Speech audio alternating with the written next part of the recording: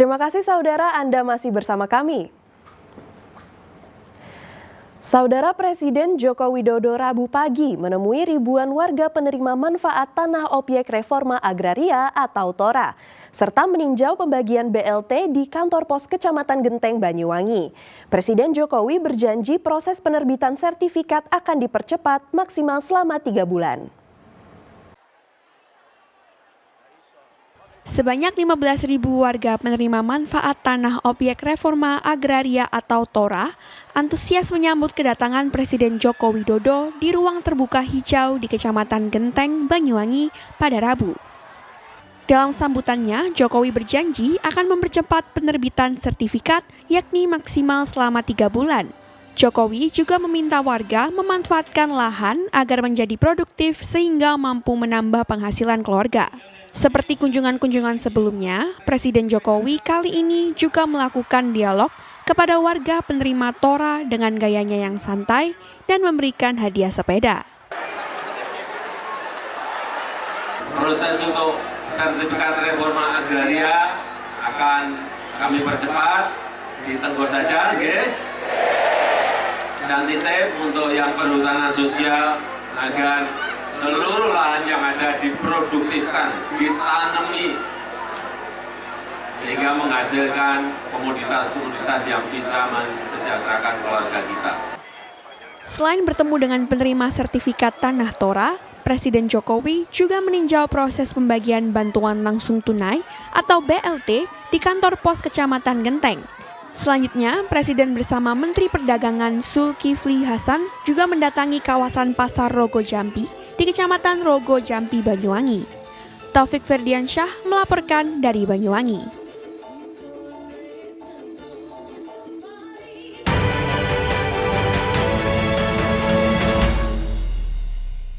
Saudara, ratusan ribu surat suara pemilu 2024 tiba di KPU Kabupaten Mojokerto dengan pengawalan ketat. Tak hanya kepolisian dan KPU, kedatangan surat suara juga mendapat pengawasan dari Bawaslu.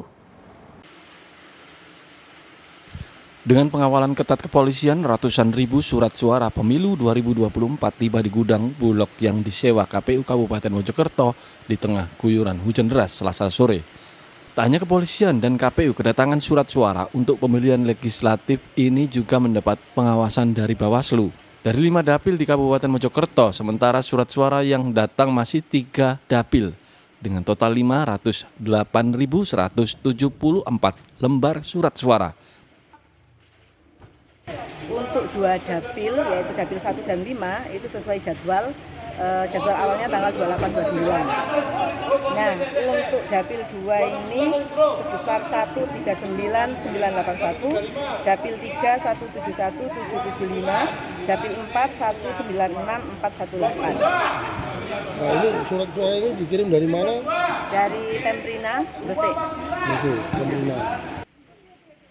Rencananya pada tanggal 28 dan 29 Desember KPU Kabupaten Mojokerto akan mendapat kiriman surat suara untuk 2 dapil sisanya.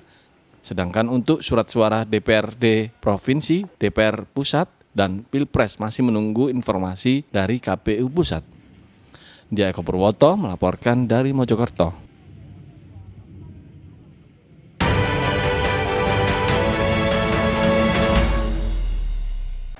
Saudara, toko kelontong di Jalan Raya Pantura, Kabupaten Pasuruan ludes terbakar. Meski tak ada korban jiwa, pemiliknya sempat pingsan dan harus ditenangkan warga. Kebakaran bos, Pranem.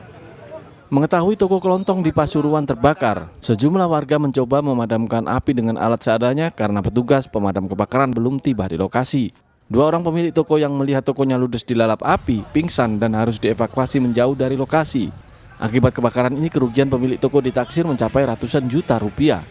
Kebakaran diduga akibat pengisian BBM eceran di dalam botol yang tersambar puntung rokok. Api baru bisa dipadamkan setelah 2 unit mobil pemadam kebakaran dari pemerintah Kabupaten Pasuruan tiba ke lokasi. Ini untuk arus dari arah timur kita arahkan dari warga Jatipura. Kontraflow ya. Betul sekali, untuk kendaraan sudah datang. Alhamdulillah nggak ada korban jiwa. Tidak ada korban jiwa. Ini lokasinya di mana ini Pak? Ini di Pranem, tepatnya Pranem, di Tugu Adipura. Tugu Adipura, Ya, Bangil ya. Akibat kebakaran, jalur Pantura ditutup sementara untuk mengantisipasi hal-hal yang membahayakan pengguna jalan. Peristiwa kebakaran kini masih dalam penanganan polisi. Dendi Arikofur melaporkan dari Pasuruan.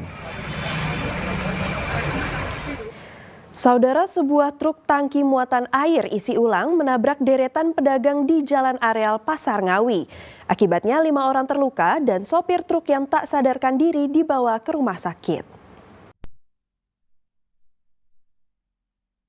Truk pengangkut air isi ulang menabrak deretan pedagang di jalan areal Pasar Desa Paron, Kabupaten Ngawi, Rabu pagi. Kecelakaan bermula dari truk yang dikemudikan warga Desa Teguan melaju menuju Ngawi.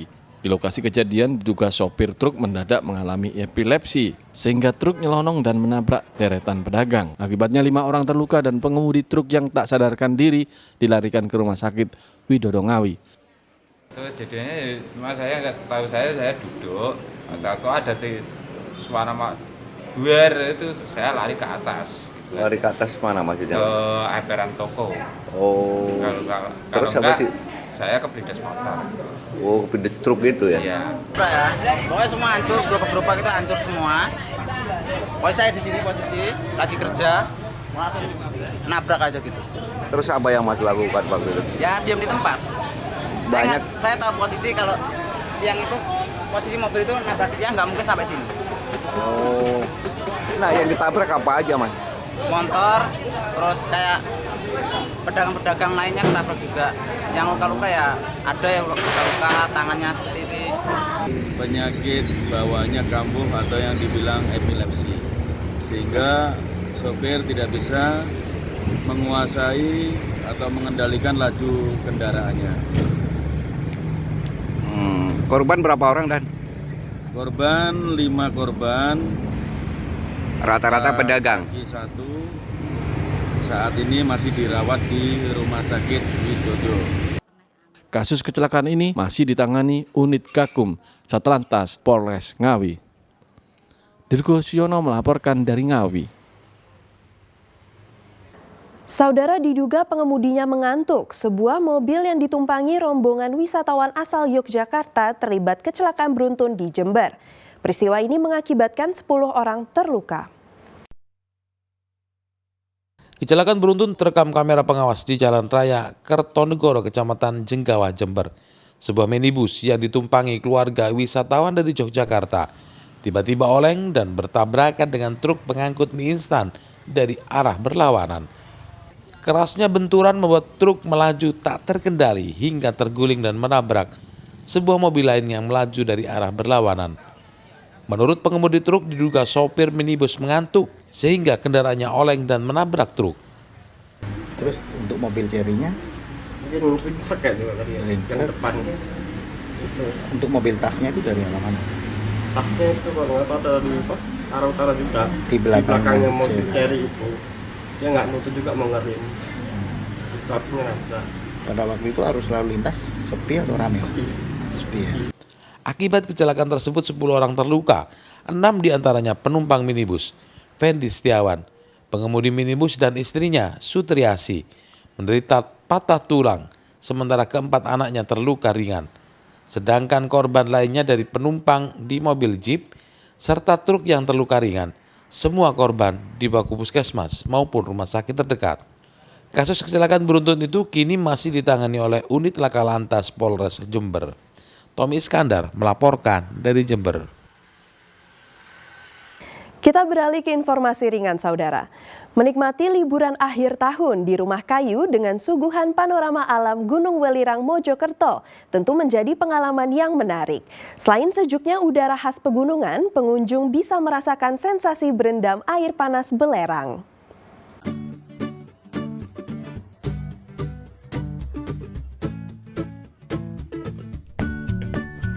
Menikmati liburan akhir tahun bersama teman, kerabat maupun keluarga dengan suguhan panorama alam serta sejuknya udara khas pegunungan tentu menjadi momen spesial dan menarik. Salah satunya di rumah kayu yang ada di tengah lebatnya pepohonan pinus, kawasan wisata air panas Padusan, Kecamatan Pacet, Mojokerto. Tak hanya kesejukan udara dan keindahan alam lereng Gunung Welirang, pengunjung juga bisa merasakan sensasi berendam air panas belerang langsung dari sumbernya. Kolam seluas 2 kali 2 meter persegi di depan rumah kayu siap memanjakan pengunjung. Apalagi berendam air panas belerang dipercaya menghilangkan pegal serta gatal-gatal di kulit. Kalau di sini tuh kan ada yang namanya privat. Privat saya mencoba, jadi saya mencoba privat di sini. Airnya panas, enak sekali kalau sore-sore gini. Harganya kalau hari biasa 550 udah free berendam di depan kamar. Kalau weekendnya 650. Mas, ini kan musim-musim liburan. Jika dibandingkan kayak hari-hari biasa, gimana Mas? Kalau liburan gini lebih ramai Mas. Setiap harinya pasti ada. Setiap akhir pekan serta libur akhir tahun, destinasi ini selalu dipenuhi pengunjung. Untuk bisa menginap di rumah kayu, pengunjung harus merogoh kocek 550 hingga 650 ribu rupiah per malam. Karena bisa berendam air panas belerang sepuasnya sembari menikmati keindahan alam pegunungan, tak jarang pengunjung menginap hingga beberapa hari. Kebanyakan pengunjung berasal dari Surabaya, Sidoarjo, dan Lamongan. Dia Eko Purwoto melaporkan dari Mojokerto.